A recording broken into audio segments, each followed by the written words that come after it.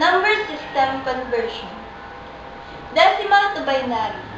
When we convert decimal to binary, we will divide the given by 2 and take note the remainder.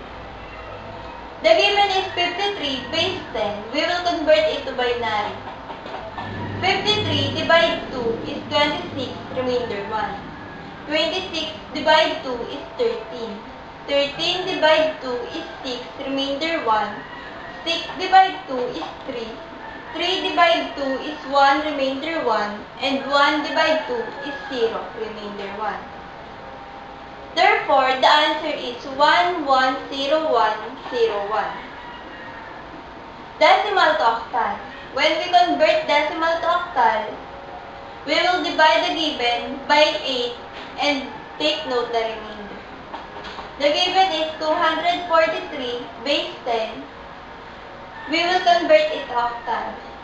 243 divided 8 is 30, remainder 3. 30 divided 8 is 3, remainder 6.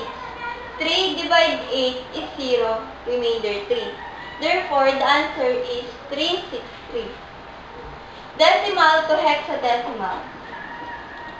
When we convert decimal to hexadecimal, we will divide the given by 16 and take note the remainder.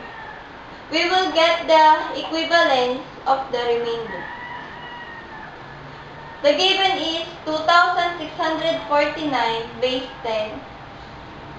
We will convert it to hexadecimal.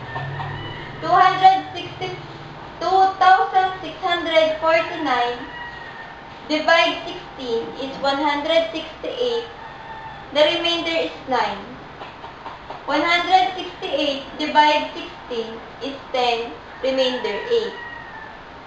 10 divide 60 is 0, remainder 10. The equivalence of 9 is 9. The equivalence of 8 is 8. The equivalence of 10 is 8.